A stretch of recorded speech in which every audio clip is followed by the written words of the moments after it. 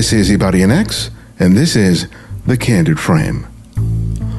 Longevity as a photographer is always a tricky thing, because though passion can bring you into the game, it's other circumstances and other choices that determine whether your entire professional life revolves around photography. It's not just about longevity. It's about having a career that evolves and changes and allows you to be your very best. That's a career to aspire to be proud of. I think that can be said of the career of photojournalist David Burnett, a photographer who for decades has established himself as one of the world's best visual storytellers. Whether it's with images of politics, sports, or conflict, David has made it his life's work to get the images other photographers couldn't. But it's the story, and not just the image, he's often in pursuit of.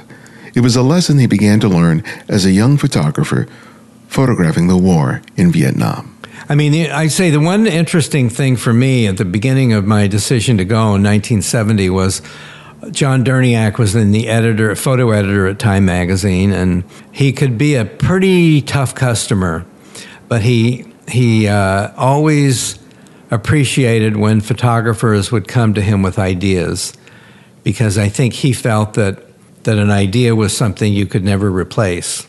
And when I told John I was going to Vietnam and I didn't know how long I was going to stay there, he decided, I think really just as a favor, to get my airline ticket paid, because I bought a San Francisco-Saigon one-way ticket just because I didn't know if I was going to stay 2 weeks or 2 months. And I ended up staying 2 years. But I went to see John for the last time before I left, and he gave me a big box of film, which was a real gift because film was hard to come by in Saigon. And he said, okay, give you a $500 guarantee. And the day rate in those days was $125. So it's basically like a 4-day assignment or guarantee. He said, do a story, Children of War. So I said, well, John, what exactly do you know? And he just cut me right off. I was trying to figure out where he was going with it. He said, no, you're the journalist. You tell me what's going on. But David is known just as well for his photographs of major events, including elections, disasters, and especially sports. His iconic image of runner Mary Decker moments after she was accidentally tripped at the 1984 Olympics is one of the best sports images ever made, while at the same time capturing a personal moment of grief and loss.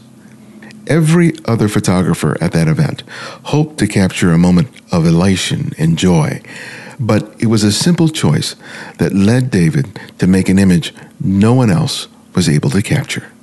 For me, it was just a chance to be somewhere different. And the funny thing about, that's one of those stories that is an example of how chance plays into everything, because I didn't have a great idea of where I wanted to be. I just wanted not to be at the finish line.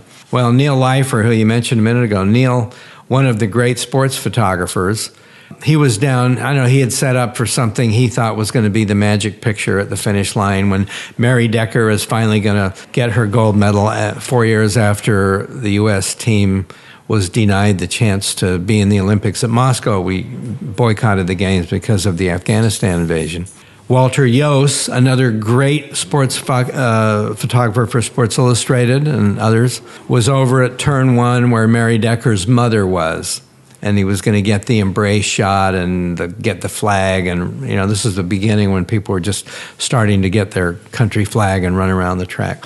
Dave Kennerly was over at turn 3. It was a late afternoon race, and the last little bits of light, really nice warm light, would be hitting the runners as they came around turn 3. And I was just like between turn 4 and the finish line, happy to be out of the finish line area and just taking what I could get. We'll talk to David about his lengthy career and how he managed to get some of his more famous photographs, and also about the one that got away. Welcome to The Candid Frame.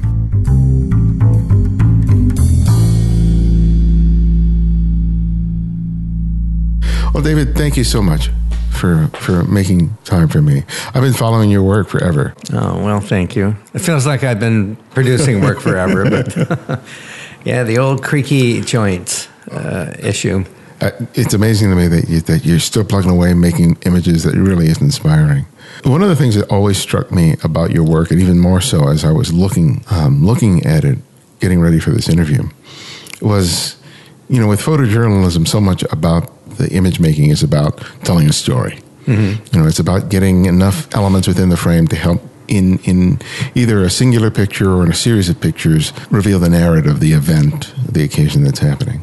And then there are photographers who are able to do that, but are also able to create a really pleasing looking image, in terms of the way they use lines or the shapes or the graphics. And you're one of those photographers that have always struck me at being able to do both and do both very adeptly.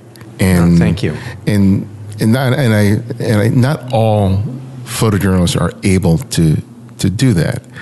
And I wanted to start with sort of having that conversation about when you're photographing something, you're obviously there to sort of be able to tell the story, or how did you develop the sort of sense in terms of trying to make a photograph that not only tells a story, but that visually is a strong and engaging image?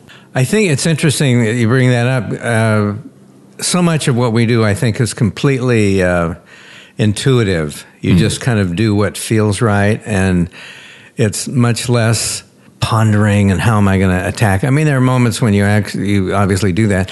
I think sometimes I probably miss a moment because I'm so concerned with how am I going to structure what I have in front of me in the viewfinder, and make a picture that when some magic moment, it'll be at something at the White House or something, there'll be some little moment when Brezhnev and Nixon clink glasses of champagne at the signing of an accord or something. And I'm just kind of, I don't know, I remember thinking when everybody was talking about us, did that happen? And everybody else is talking about it, and I'm just kind of thinking how did I frame them in the frame that made sense? So I know that I occasionally will miss a moment, and it's, I suppose, sacrifice because I'm trying to see from a purely photographic, less historical and more visual construct point of view what is I'm trying to go for. But, that's like a 4-hour conversation, I think. It's how do you, because I do believe much of what we do is after a while, after you've been doing it a while, there is a certain intuition that just takes over.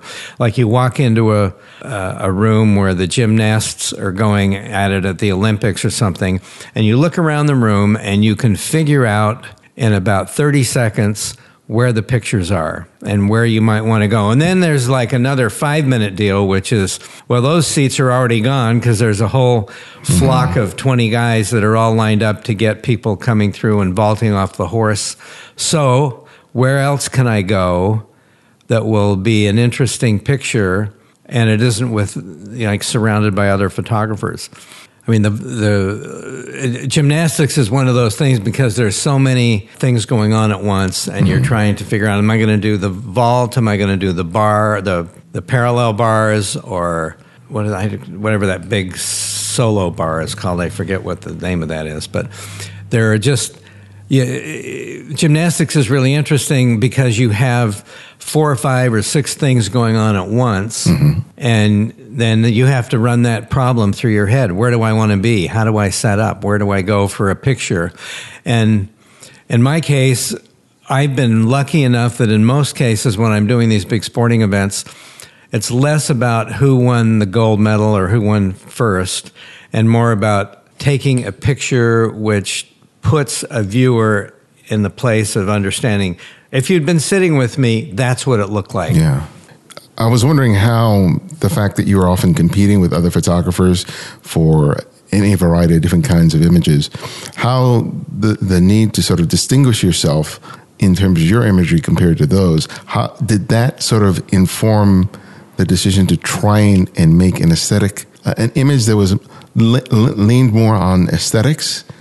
I can look back to, say, 15 years ago where this was really the dawn of everybody starting to shoot digital. I mean, by the 90s, maybe 1999, 2000, you had the beginning of autofocus digital cameras. I didn't even buy my first digital camera, I think, till 2003. But you could see it coming. And I mean, for 40 years, I was a Canon guy, and we all had a 17 to 35, a 70 to 200, and then I didn't use a 24-70, but basically those three zoom lenses kind of put you in a place where you could more or less cover everything. One of the things I started to feel was that even though everybody was taking their own version of a situation, that there was a sameness to the technical way we would look at the pictures. And that's when I started to shoot more with my HOLGA, and I took my 50-year-old speed graphic out of a closet where it had been gathering dust. And I just thought, let's try something else. It was the beginning, actually, in 2003. It was the beginning of the build-up to the Iraq War in 2003. And I went to a Senate hearing where Rumsfeld, who was then the Secretary of Defense, and all the generals, and Paul Wolfowitz, all the brainiacs behind the Iraq War. And I thought, let me see if there's some other way to look at the same thing that we're all going to be shooting. And this was a room full of photographers. And I shot a few pictures with my speed graphic with just the old 127 lens that was on there, a little bit of tilt, baby tripod, trying to just see if I could see something in a different way that everybody next to me was seeing it. And it just took off from there. I started shooting with that speed graphic. And actually in 2003 into 2004, you had 5 or 6 Democrats who were going to run against George W. Bush, starting with the Iowa caucuses and going into New Hampshire and the whole presidential process. And every time I would shoot something, and you could still get, this is what breaks my heart, is that you could still get Type 55 Polaroid, the most beautiful black and white film. It was ASA like 12 or something. I mean, it was really, it was like, if the ASA is equal to the grade school that you graduated from, I mean, it was slow film, but it was beautiful. And what I found was I could take that Polaroid and then Tri-X, that was sort of the backstop, was to shoot it on film. But I could make pictures, and then I'd run home. And the great thing about Polaroid is I could go home, peel it, run it through the processor, peel it apart, have a print, have a negative, clear the negative, and make a scan and send that to either Newsweek, Time, or U.S. News. And that year, every time I did that, they'd buy a picture. So they were kind of like, I think, also looking for something that had a little bit different feel to it.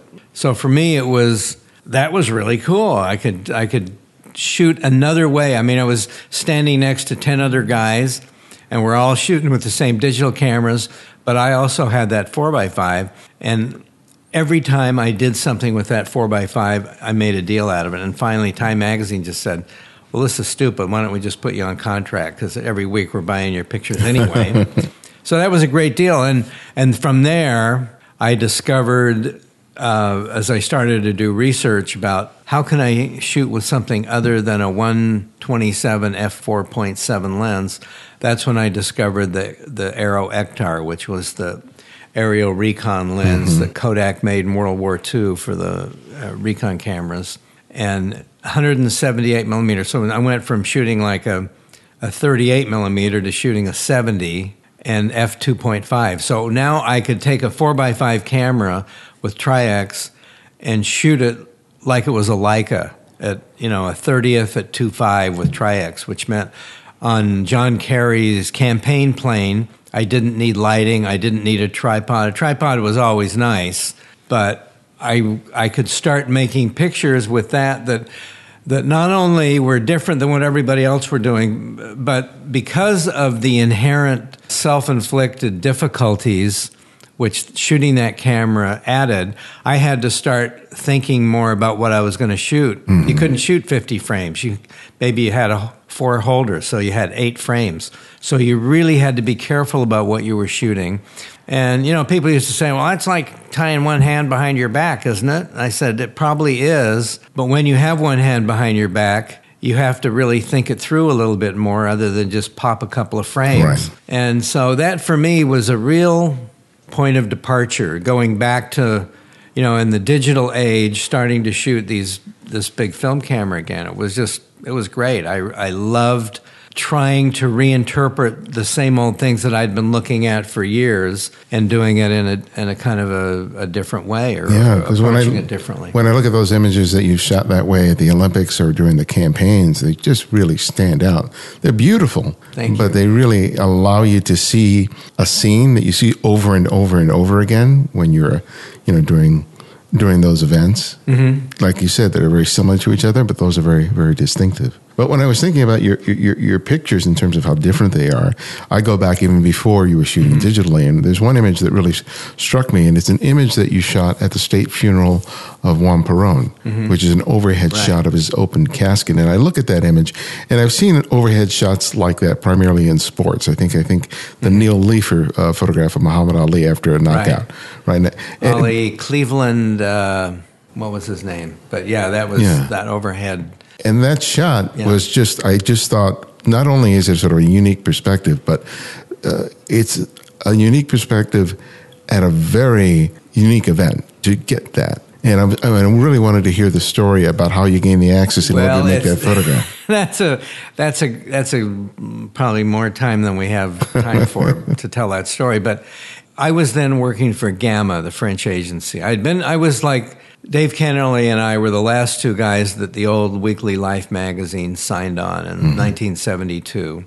Life ended. I had left Vietnam to come back. David was still in Asia, and Life magazine went out of business in December of 72. And he'd been working for UPI and had about 3 or 4 months working for Life, and I had been probably a year and a half working for Life, and we were both like, this is going to be our world, our photo life. And then to have that, like everybody else at Life magazine, pulled out from under your feet was a real jolt. It was one of those periods.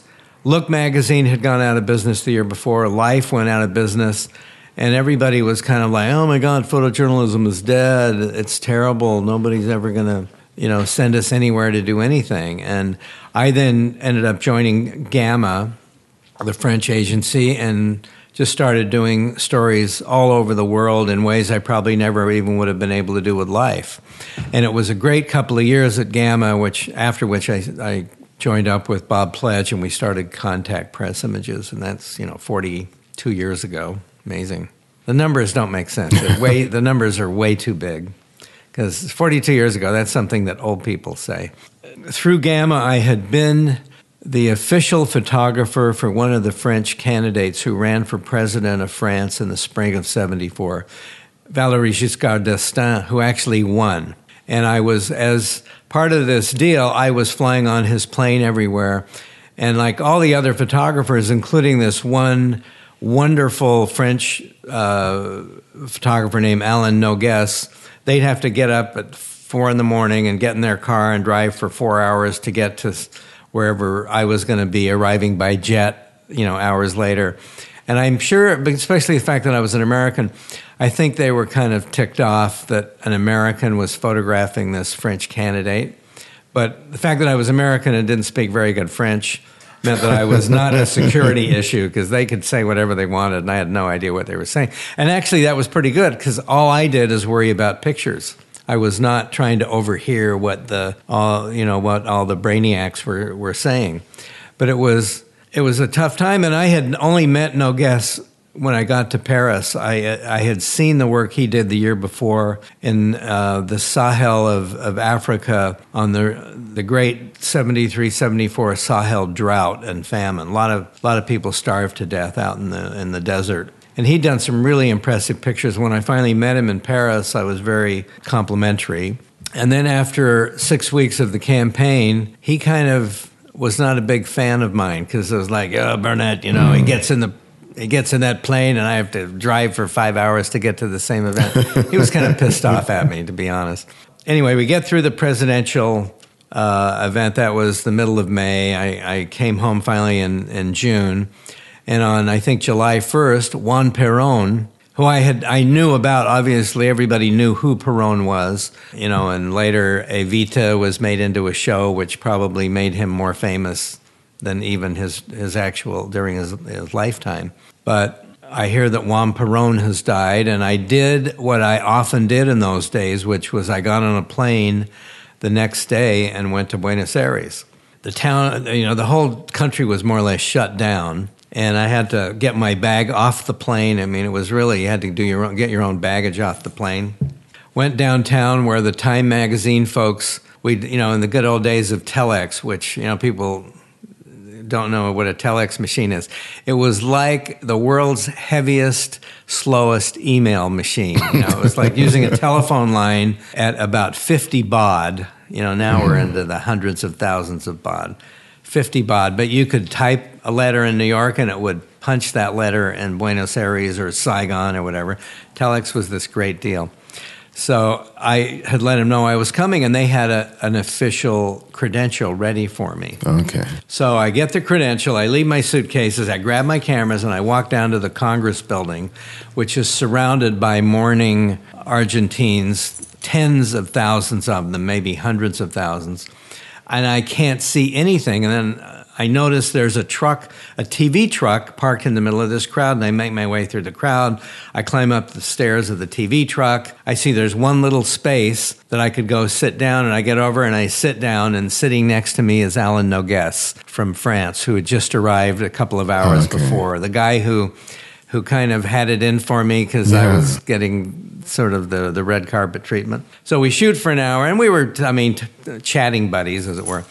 And then as sun went down and it became dark, we said, okay, I think we need to go inside and see what it's doing. So we go knock on the door, and the Congress is this huge building. It's like the U.S. Capitol building. Had to walk around about 5 doors to get to the press entrance.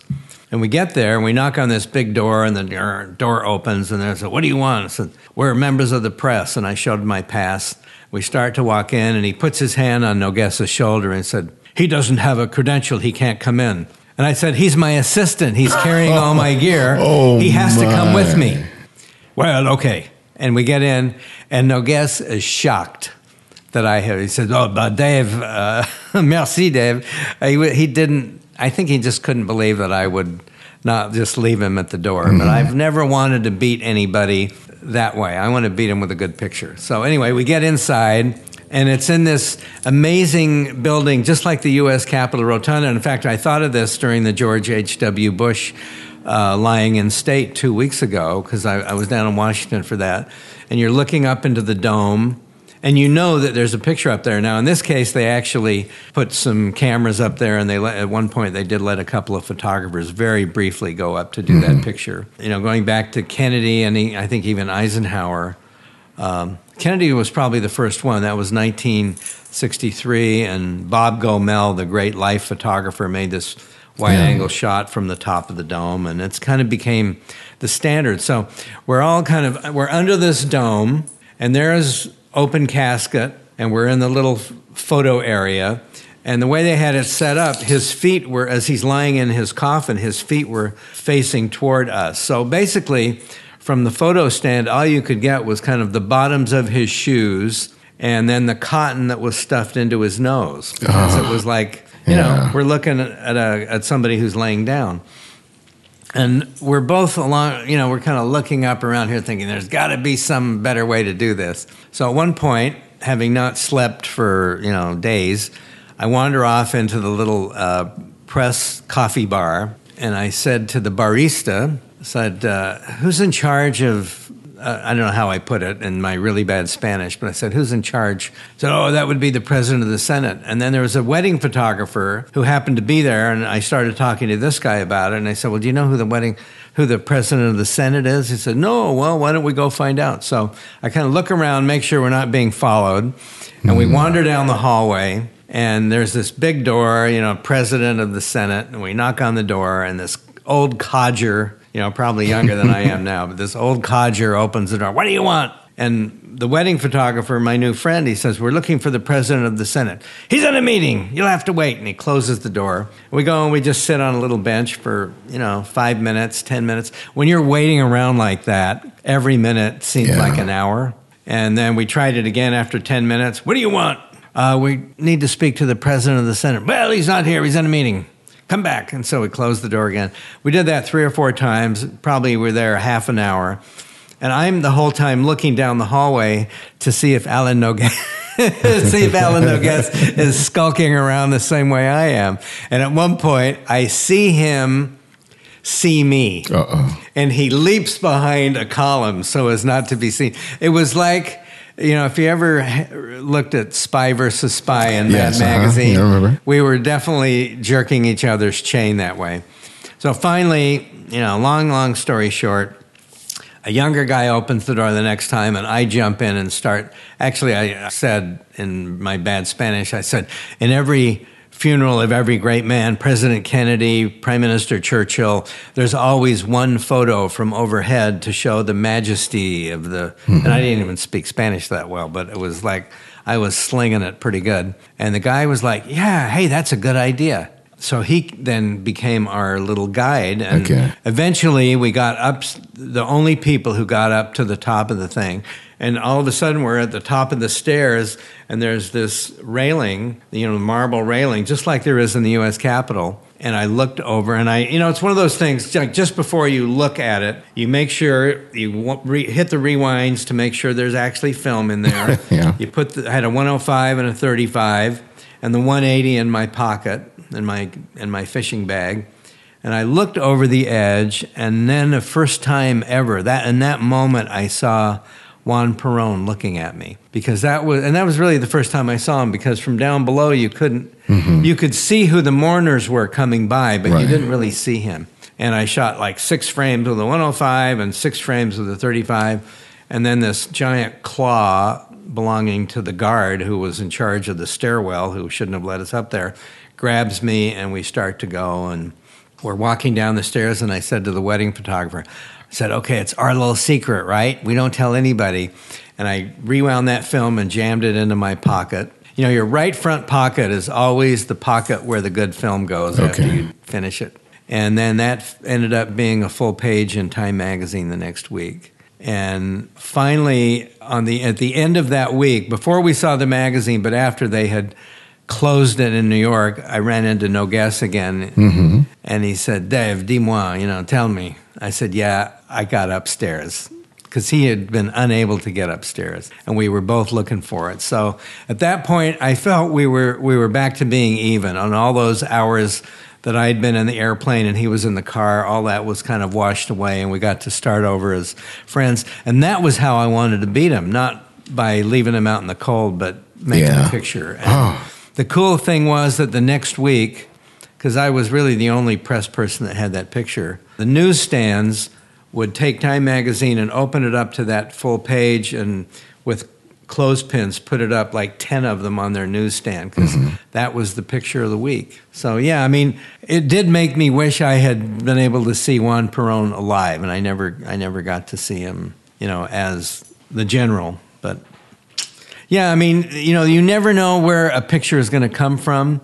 You always have to try and outsmart yourself. You have to try and imagine where that picture is going to be. And this was one of those things where a combination of pushiness and luck, I think, got me into the right spot. And then the thing is, when you get into that place where you're into the right spot, then don't screw it up.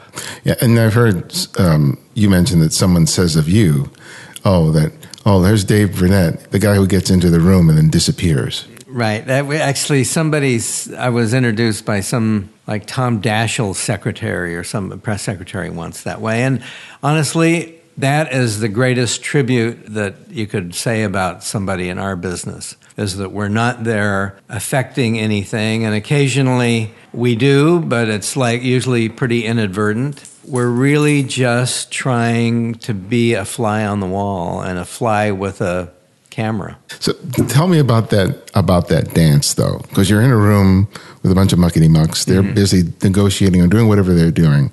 You're floating around trying to be inconspicuous, but there's sometimes when you see a shot and you have to think, how far do I push this? How much do I... No, that is totally... I did this picture of Ayatollah Khomeini, who I had been waiting for days to try and get into his inner sanctum when he had just returned from France.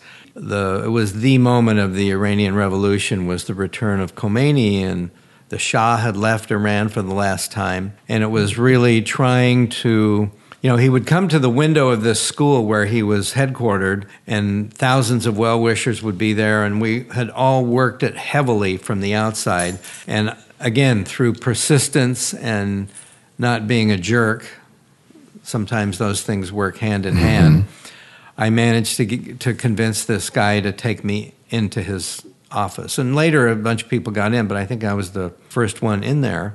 And the door opens, and as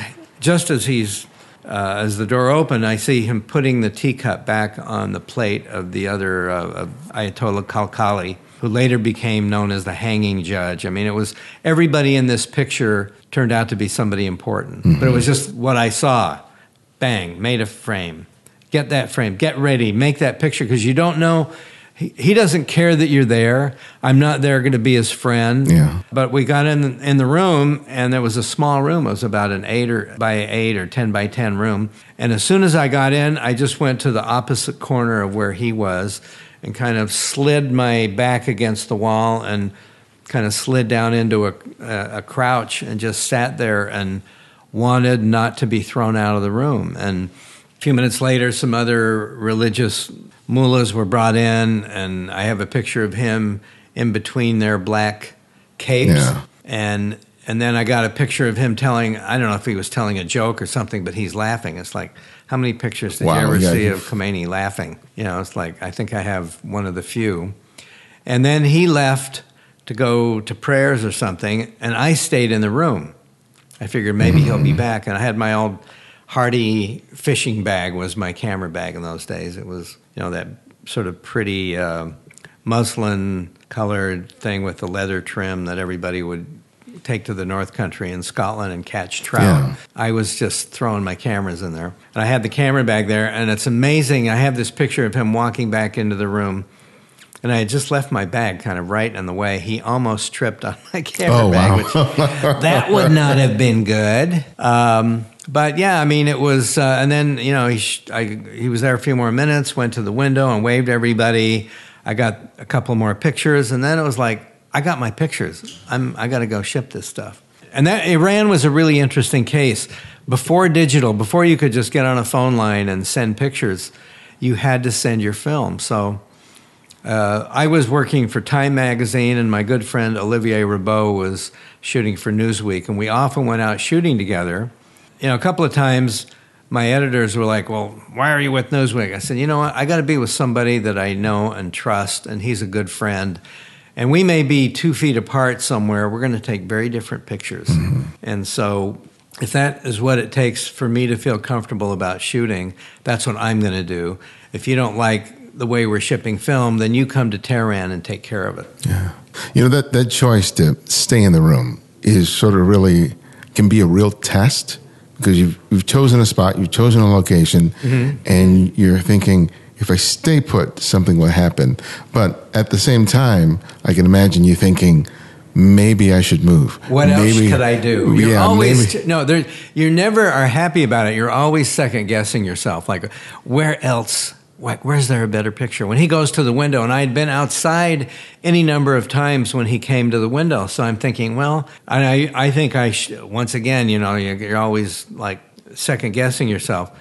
I had a 20 on, thinking, oh, that'll be great. Well, 20 was too wide. I should have gone with a 28. My picture was okay, but there are all these little things that when you have a little more time to think about it and you're looking at your contact sheets, you think, well, I could have done it another way, and maybe I should have, but I got what I got, Yeah. And the thing is, there's no script. Like every day in Tehran, I mean, I might hear that there was an anti-Shah demonstration or a pro-Shah demonstration or something, but usually stuff would happen that was on nobody's script. It was just real events unfolding the way real events do. And so you were relying, in my case, I was relying on the Time magazine stringer, who happened also to be the Associated Press correspondent. Everybody had more than one job. And when he would hear something, somebody would call him and say, Esfand Square, there's shooting going on. And we'd go there. And sometimes you'd get there and nothing would be going on. And sometimes you'd be right in the middle of it. And the thing is, you didn't know in the morning what you were going to be doing by 3 in the afternoon. It was just a big question mark. Like, how do I get through this thing? How do I, where do I go that I make the best use of my time? I think now, working in Afghanistan and Iraq, the people that are in Syria, man, those people I have nothing but respect for them, because you don't know what you're going to get. You don't even know really what's safe or where is a safe place to be. And certainly in the last 40 years, the press has gone from having some little cloak, minor cloak of immunity or safety, to being targeted now. People target the press. It's terrible.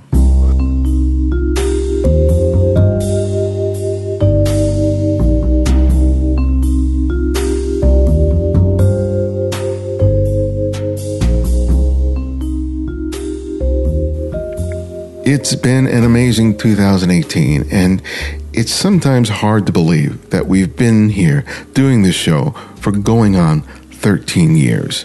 450 episodes and counting, with some of the world's best photographers.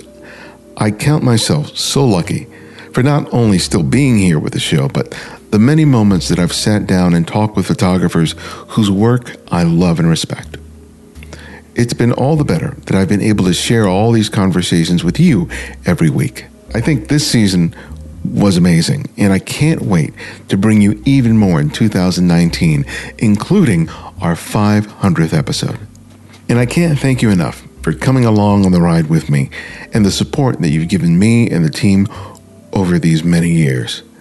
We've been working hard towards 100 new Patreon supporters over the past month, and as of today, we are only 40 people away from reaching that goal. There are thousands of you who download and listen to this show every week from all over the world.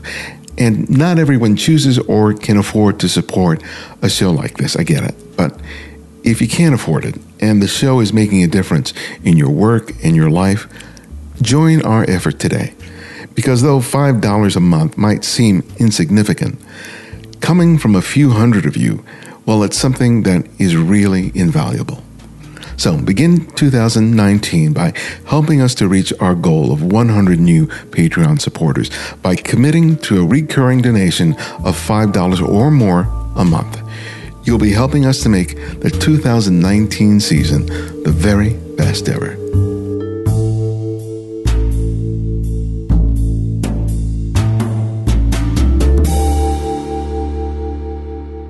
Well, this whole idea of sort of picking your spot and then and trusting that something will happen is exemplified by your image of Mary Decker and Zora Budd at the '84 Olympics. And if I'm understanding this right, that the position where you ended up was as a result of the fact of not being able to get position at the finish line. I was Is just that right? fed up with being next to, like in '84, you could still, as a rule, everybody that had these big setups at the finish line would have a tripod, and on which they'd have like 5 other cameras clamped on the legs of that pod. Mm-hmm. It was just like equipment overload. And after 5 days or a week of it, I just wanted to be somewhere else. I wanted not to be in the middle of all these other photographers. And I started walking down the final 100 yards of the track. And I found there was a bench and a couple of guys sitting on it, and there was room on the bench to sit. And I just said, hey guys, can you fit one more in there? And they said, yeah, come on over. For me, it was just a chance to be somewhere different. And the funny thing about, that's one of those stories that is an example of how chance plays into everything. Because, I didn't have a great idea of where I wanted to be. I just wanted not to be at the finish line. Well, Neil Leifer, who you mentioned a minute ago, Neil, one of the great sports photographers, he was down, I don't know, he had set up for something he thought was going to be the magic picture at the finish line when Mary Decker is finally going to get her gold medal 4 years after the U.S. team was denied the chance to be in the Olympics at Moscow. We boycotted the games because of the Afghanistan invasion. Walter Yost, another great sports photographer for Sports Illustrated and others, was over at turn 1 where Mary Decker's mother was. And he was going to get the embrace shot and get the flag. And, you know, this is the beginning when people were just starting to get their country flag and run around the track. Dave Kennerly was over at turn 3. It was a late afternoon race, and the last little bits of light, really nice warm light, would be hitting the runners as they came around turn 3. And I was just like between turn 4 and the finish line, happy to be out of the finish line area and just taking what I could get. Mm-hmm.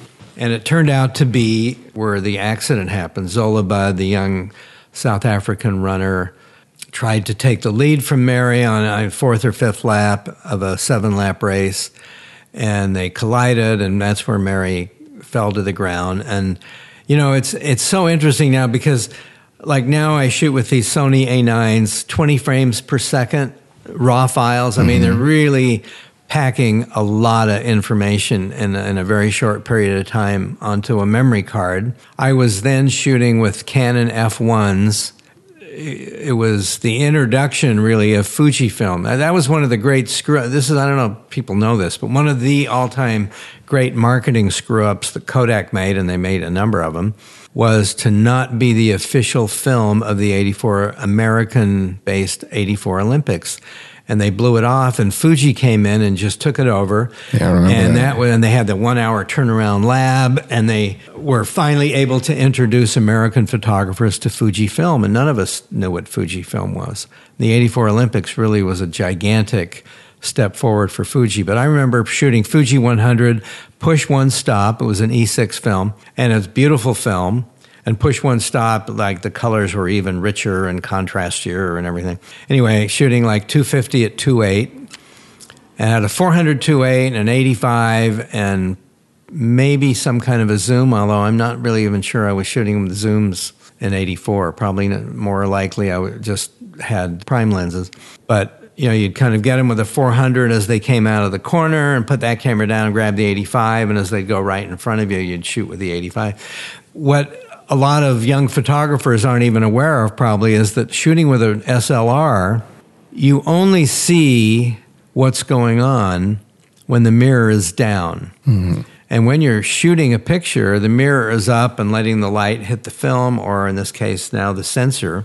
You know, mirrorless cameras kind of get around that, but for the whole history of reflex cameras for, 50 or 60 years, it's all been about the flickering of that mirror and just showing you a little bit what's going on, and you hope you're in focus. You're not really, you got to either focus and look or shoot. You couldn't do both. Yeah. And so I had follow focused as they came in front of me, and I just went bada, bada, bada, bada, bada, and shot as they came by me, not really knowing what I was seeing. But you'd see Mary's red uniform in places that it shouldn't have been in that picture, and that was the moments that she was falling to the ground. And then I see her lying on the ground as the other runners are going by, and I grabbed the 400, and I remember having what seemed like a 5-minute conversation with myself about making sure you're in focus. Just take a little extra time, and because these were all obviously before autofocus was even invented. Let's just make sure we're sharp here. And I just took, and I'm sure that actually took like a half a second and not 5 minutes. But it can feel like it's taking forever. It can feel like, and then I shot 5 or 6 frames. And that's the whole thing. On a race like this, where they got a 7-lap race, you're constantly, every time they go by you and you figure how many pictures did I take, and 5 frames a second, and then you're looking at your camera to see, do I have enough film for the next lap? And if not, can I get it rewound and reloaded in 45 seconds? Because that's when they're going to be back here. Yeah. Well, that same issue is what was happening with you on the day that Nick Ut made his famous photograph, right? Because you were, the scene was playing out where these children had been subject to napalm. Yeah, the napalm, the Vietnamese Air Force plane at Trang Bang had dropped the napalm in a place that was too close to where the townspeople were, and a lot of people were injured, and both soldiers and a lot of civilians. I mean, and including obviously Kim Phuc, who You know, when I tell this story, it's really interesting being at a place where one of the most famous pictures of your life was taken. Yeah, I mean, when you look at the full frame of Nick's picture, on the right side of the frame is a guy in fatigues and a helmet. He's obviously rewinding a roll of film. There's that posture. You can tell he's rewinding. If you're a photographer, you can see that. And people have always thought that was me because it's, you know, famously I was changing film at that moment. But actually behind where Nick was, probably 50 or 100 feet, I had an old knob-wind Leica Model 3, which was, if you didn't take the tongue of the film and cut out an extra inch, it took forever to load this camera. And I never bothered to really recut the film so that it would load easily, and I'm like trying to get the film in, and the plane's coming in, I take a couple of shots, and I'm trying to reload this camera. And it was in those moments that Nick and a Newsweek reporter started to see people running out of all that smoke around the pagoda, and they just, you know, I remember seeing Nick just take off, running towards these people down the road where we had all kind of stayed back from the edge of the village. And his, you know, picture happened in one of those seconds, and then a few seconds later, they arrived where this little gaggle of TV people were, and one of the TV reporters took out his canteen and was pouring water over her wounds, trying to cool her skin off and stop the burning, which, you know, it was a valiant effort in a way, but, you know, she'd already really been burned badly. Again, this is something that doesn't have a script. This is some terrible thing happening in front of you, and how do you react to it? You know, what do you do? Well, you know, you take pictures because that's what you do. That's what you're there for.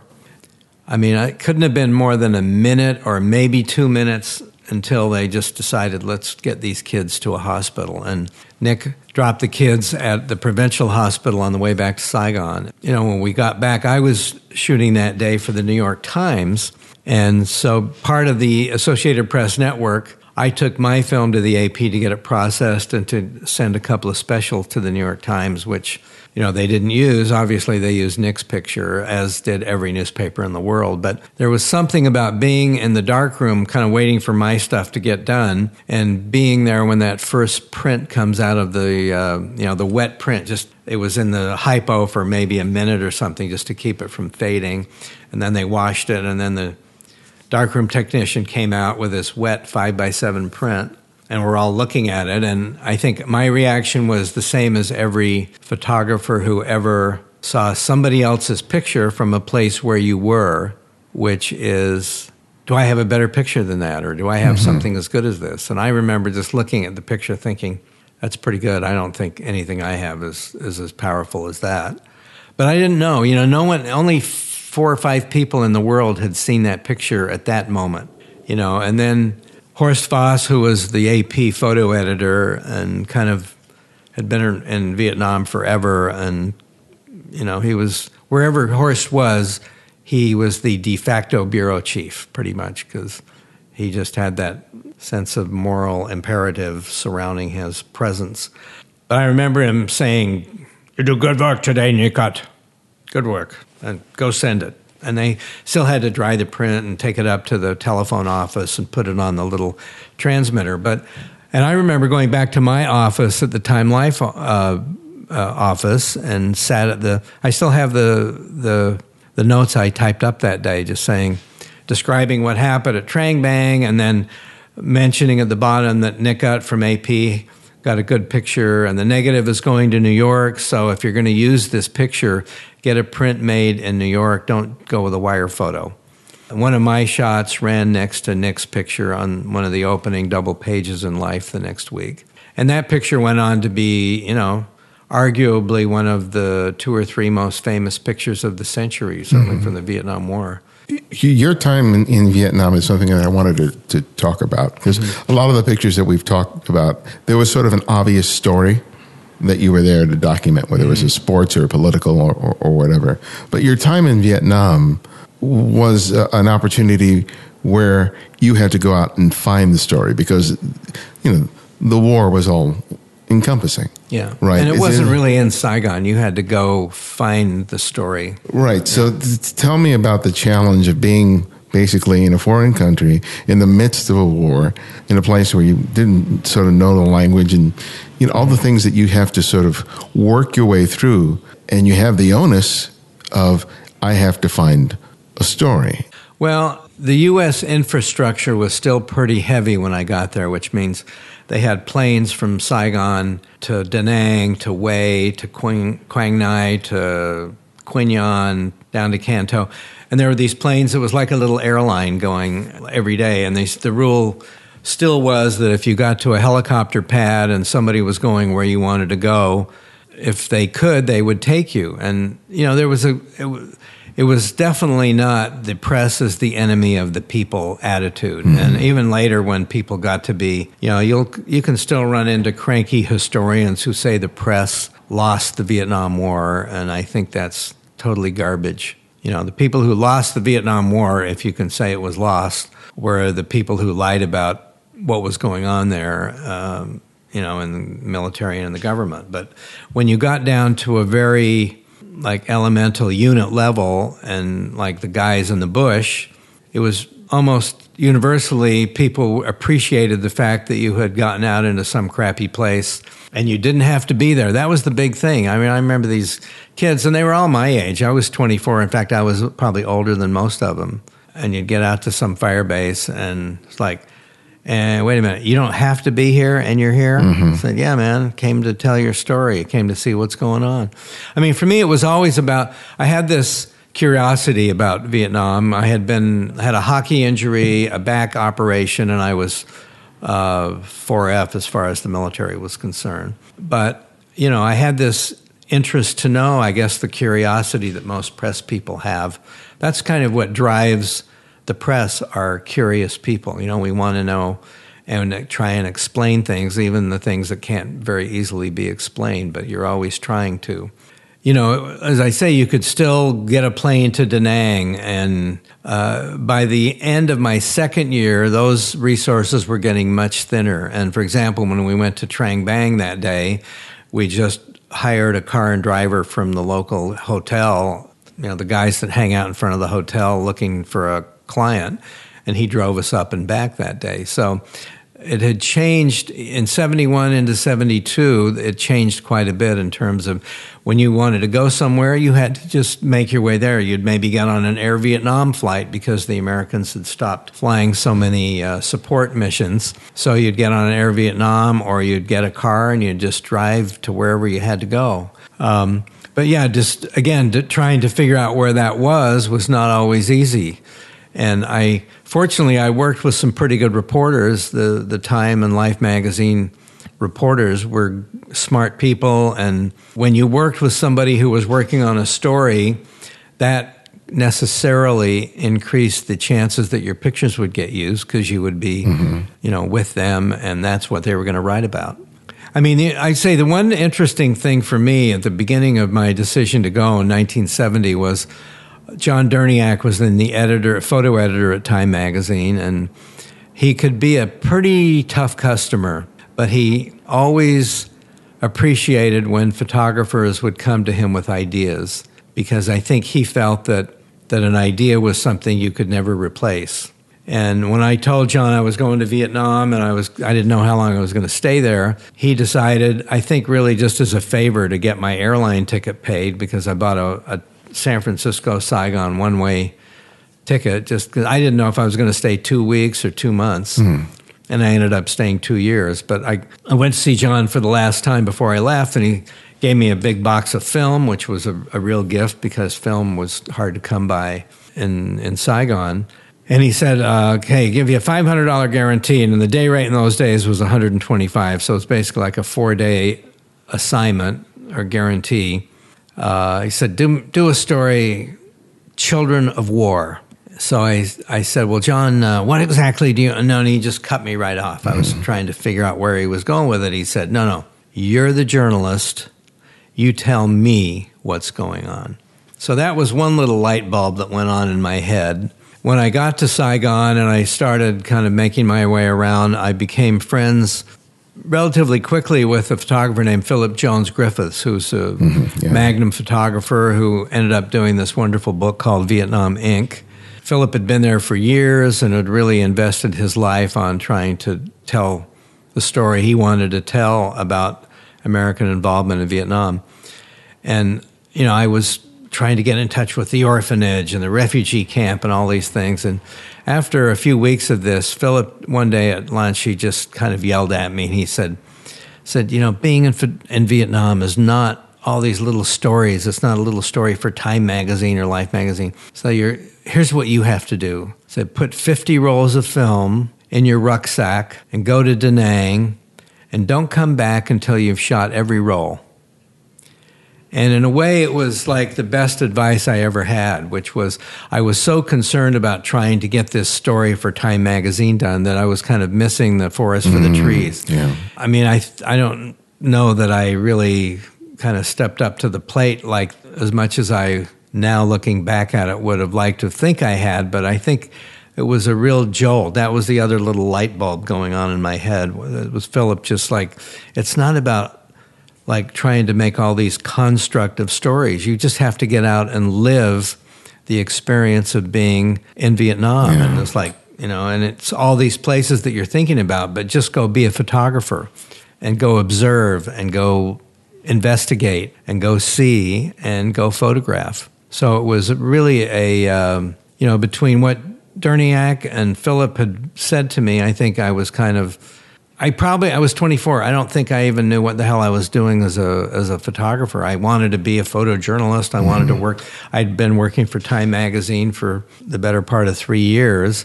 But I look back now and I wasn't a very good photographer. I must have somehow been irresistibly charming for them to keep me going. But I have to say, I try and pass that on to young photographers now. It's much harder because the resources available to photographers are much thinner. There aren't John Derniaks out there who can give you a 7-day assignment or a 3-week assignment, all expenses paid. Those resources have really dried up, and they make trying to be that young photographer a much tougher thing to do.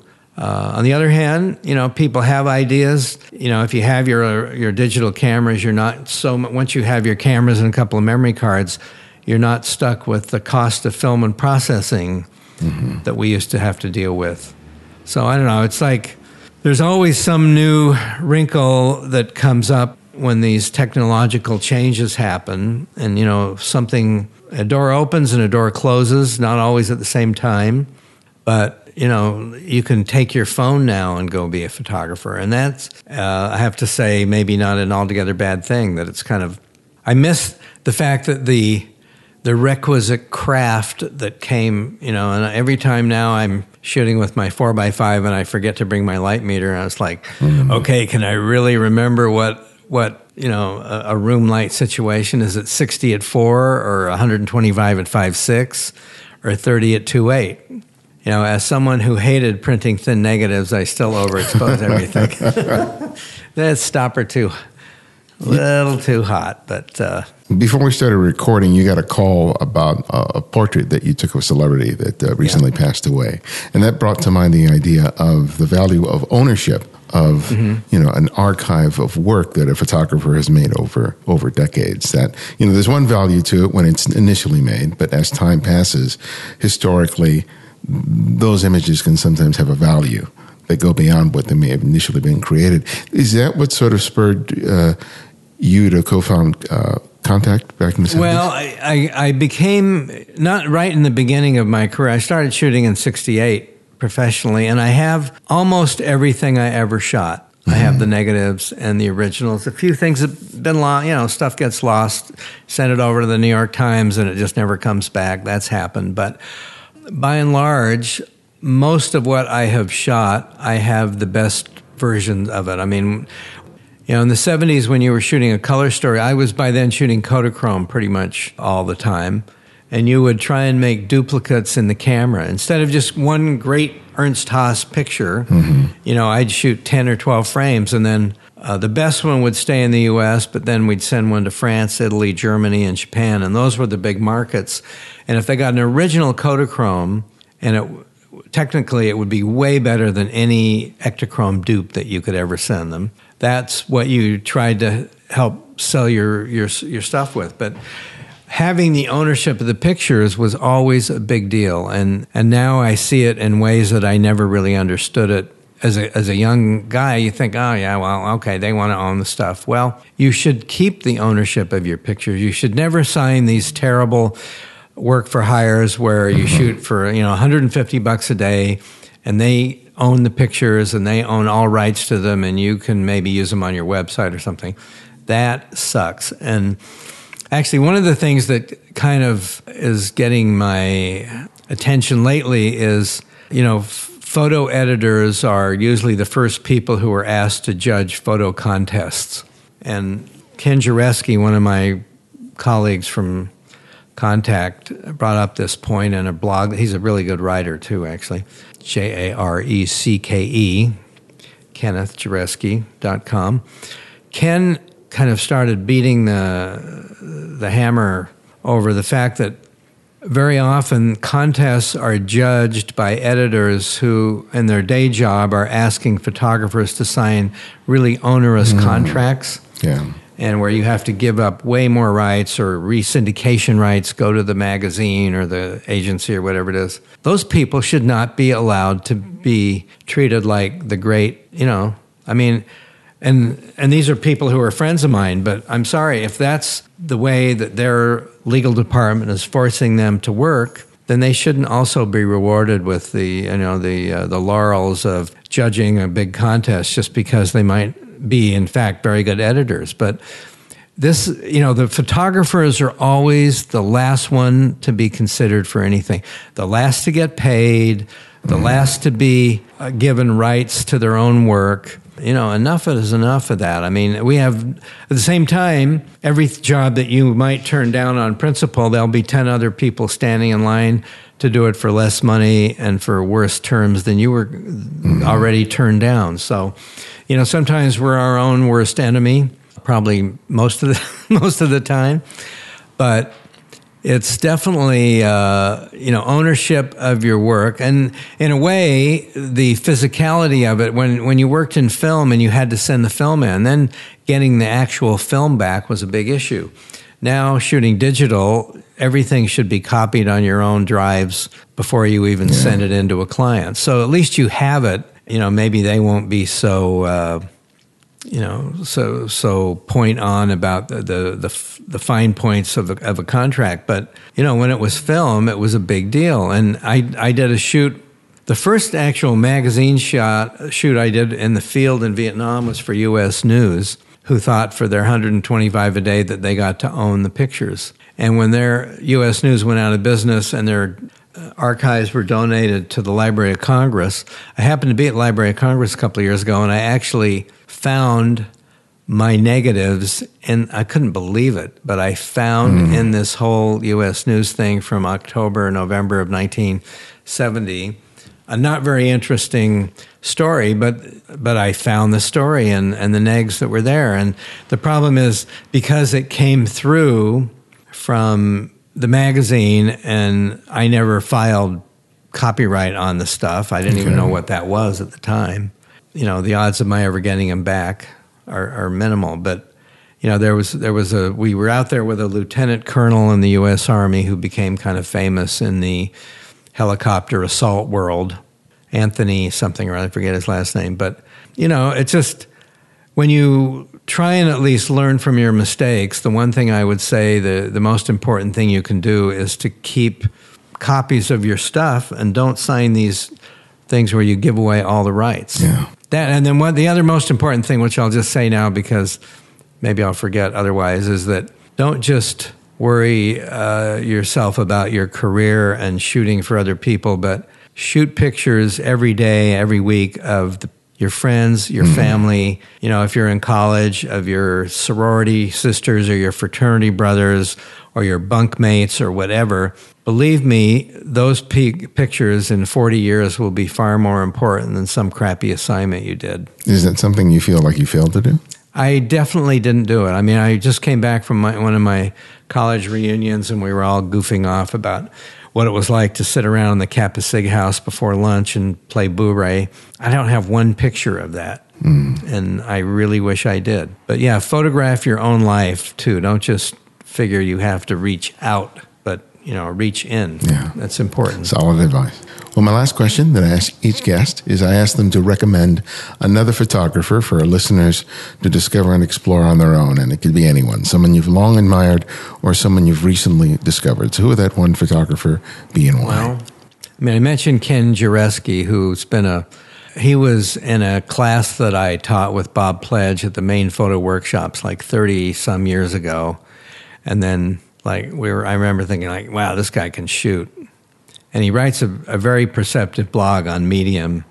But Ken is one of these guys who definitely listens to the Teddy Roosevelt school of speak softly and carry a strong aperture. He says it with his pictures. He's also a very good writer, but his pictures are very strong, and I'm sure almost nobody listening to this has ever heard of him. If you're not somebody that really checks credit lines and news magazines, and then for us in the news magazine world, or what used to be the news magazine world, that is a place that has completely changed and morphed into a lesser beast in the last 5 to 10 years. I mean, I worked for Time magazine for 40 odd years.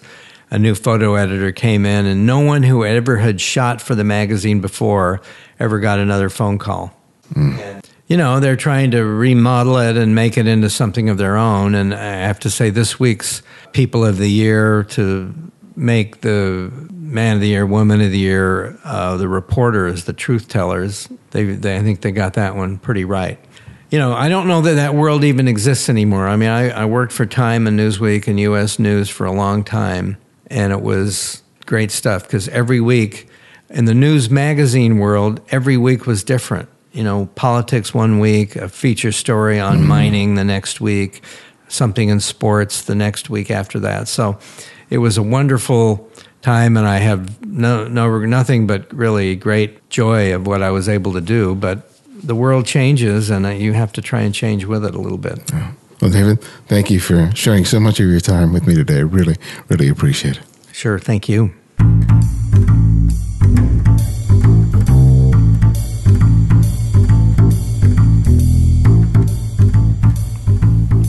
Thanks to David for coming on the show, and a special thanks to Doug Kay for helping to make this episode possible. You can find out more about David and his work by visiting davidburnett.com. And as some of you may or may not know, I also have a YouTube channel where I discuss different aspects of photography, from lighting, composition, and a whole lot more. I do this with the help of images that listeners submit to the Candid Frame Flickr pool. I recently shared the mic with my friend Olaf Staba for an episode you don't want to miss.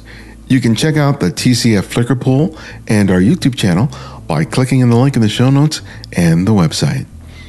And my new book, Making Photographs, Developing a Personal Visual Workflow, is now available. If you've ever been stuck or are struggling with making good images on a consistent basis, this book is meant for you. I believe that it can and will help you to learn a whole new way of seeing. You can order the book today, and when you place your order from the Rocky Nook website, use the promo code Pirello40 to receive 40% off the list price. Check out the website and the show notes for the link. And if you want to keep up with all things Candid Frame, sign up for our mailing list, and you'll receive 3 free copies of my previously published ebooks. And if you like what you've been hearing on the show, please take the time to write a review in the iTunes Store, as it helps our ranking and create greater awareness of the show. Thanks to Tommy Japan from Japan for his 5-star review. You can also support the show by making a monthly contribution through Patreon, or you can make a one-time contribution via PayPal. You'll find the link for both in the show notes and the website. Thanks to Martin Benfeld, Gino Williams, Chadwick Freeman, Bjarne Erik, Pierre-Francois Ducois, and Stuart Miller for their recent contributions. Thanks, guys, for having my back. And if you want to easily access every episode of The Candid Frame, download the Candid Frame app. It's available for both Apple iOS and Android, and it's free. Download it today. You'll find it where everything else is in the show notes or the website at thecandidframe.com. The Candid Frame's audio engineer is Martin Taylor, who you can find at theothermartintaylor.com. The show's senior producer is Cynthia Parker, and our music is from Kevin MacLeod, whose royalty-free music can be found at incompetech.com. And you can follow me on Twitter and Instagram at simply @IbadianX. And from me and everyone at The Candid Frame, I hope that your 2019 is filled with joy, laughter, and love. And this is Ibadian X, and this is The Candid Frame.